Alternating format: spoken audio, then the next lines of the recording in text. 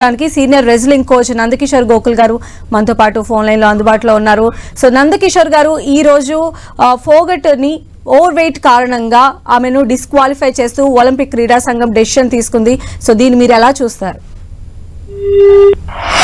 Madam, మొత్తము wrestling క్రీడా లోకానికి మన భారతదేశానికి చాలా దురదృష్టకరం. ఎందుకంటే మొత్తం మనము ఫైనల్స్ లో ప్రవేశించిన తర్వాత ఇటువంటి పరిణామం జరగడం నిజంగా మంచి పరిణామం కాదని నేను భావిస్తా ఉన్నాను. ఒక కోచ్ గా నేను కూడా దుఃఖిస్తున్నాను. ఎందుకంటే ఎంత కష్టం, మనం ఫైనల్లోకి రావడం అన్నది చాలా కష్టం. అది కూడా ఒలింపిక్ క్రీడలలో మనం ఫైనల్ రౌండ్ లో ప్రవేశించడం అన్నదే ఒక పెద్ద వరం లాంటిది, పెద్ద ఇది ఒక అడ్వెంచర్ లాంటిది. అటువంటి స్థాయిలో పోయిన తర్వాత మనకి ఇట్లా వెనుకంజ రావడం అన్నది నిజంగా ఇది నాకు వర్డ్ చెప్పడం రావడం లేదు, కానీ చాలా దురదృష్టకరం మేడం, చాలా దురదృష్టకరము, జీర్ణించుకోలేని దురదృష్టకరం.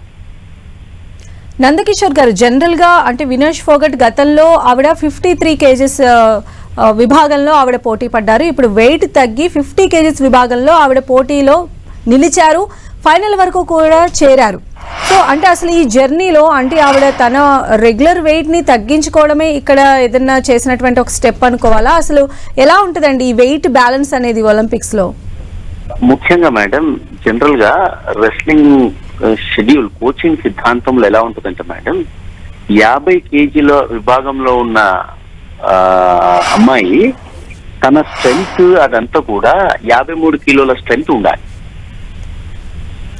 అతనికి ఆ అమ్మాయికి కావాల్సినటువంటి స్ట్రెంగ్త్ గాని, స్పీడ్ గాని, ఫ్లెక్సిబిలిటీ గాని, ఇవంతా కూడా ఆమె 50 కిలోల్లో బాడీ వెయిట్ ఉంటే తనకు కావలసినటువంటి స్ట్రెంగ్త్, శక్తి అంతా కూడా 53 కేజీల శక్తి ఉన్నట్టయితేనే తను 50 కిలోలో పోరాడి మనకు మెడల్ తెచ్చే అవకాశం ఉంటుంది.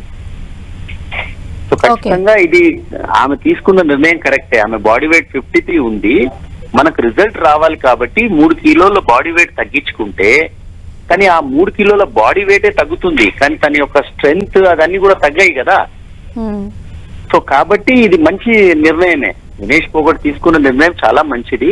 సో కాబట్టి మనము ఇప్పుడు 53 కిలోలో కనుక తను వెళ్ళినట్టయితే తన నెక్స్ట్ బాడీ వెయిట్ కావాల్సినంత శక్తి తను వ్యాయామం ద్వారా చేసుకోవాల్సిన అవసరం ఉంటుంది. కాబట్టి తనకు పోటీ కూడా ఎక్కువ ఉంటుంది.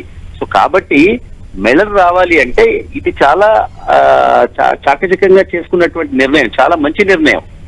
53 నుంచి 50 కిలోలు రావడం చాలా మంచి నిర్ణయం.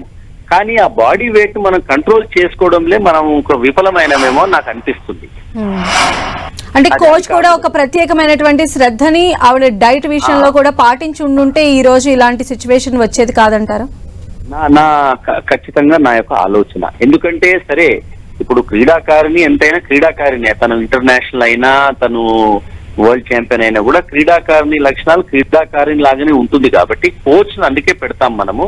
సో కోచ్ బాధ్యత, అతను చాలా బాధ్యత ఉంటుంది. దేశానికి మనం రేపు జవాబుదారీ తనం ఉంటాం కాబట్టి తను కొంచెం ఇంకా శ్రద్ధ వహించినట్టయితే చాలా బాగుండేది.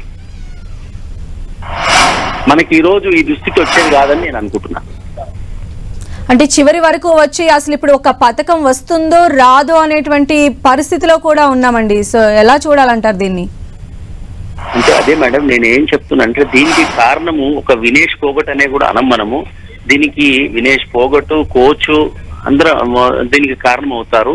ఎందుకంటే ఖచ్చితంగా ఈ ఇండివిజువల్ గేమ్స్ ఏదైతే ఉంటాయో మేడం, కంబాటివ్ స్పోర్ట్స్ అంటాము, ఇది రెస్లింగ్ గానీ, బాక్సింగ్ గానీ, జూడో గానీ, ఇటువంటి క్రీడా అంశంలో ఖచ్చితంగా వెయిటే తలమానికము. సో ఖచ్చితంగా తన బాడీ వెయిట్ దేంట్లో అయితే తను పాల్గొంటుందో ఆ బాడీ వెయిట్ ఖచ్చితంగా తను మెయింటైన్ చేయవలసిన బాధ్యత, గురుతర బాధ్యత తనపైనే ఉంటుంది, ఆ క్రీడాకారిణి పైనే ఉంటుంది. తనకు ఖచ్చితంగా తెలుసు, తను ఎప్పుడైతే క్వార్టర్ ఫైనల్స్ లోకి ఎంటర్ అయింది అప్పుడు ఖచ్చితంగా బాడీ వెయిట్ తీసుకుంటారని తనకు ఆ నియమ నిబంధనలు కూడా తెలుసు. కాబట్టి కొంచెము అది విస్మరించారేమో అని అనిపిస్తుంది నాకు. బాడీ వెయిట్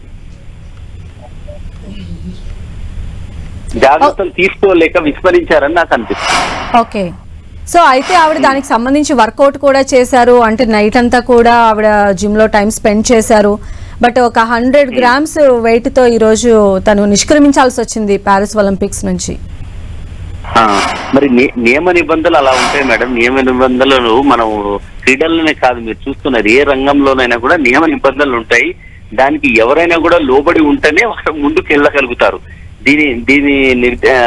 దీని యొక్క సారాంశం ఏమిటంటే UWW రూల్స్ ని మనం ఖచ్చితంగా పాటించాలని మనకు సందేశం వస్తా ఉంది. Right, thank you so much అండి నందకిషోర్ గారు.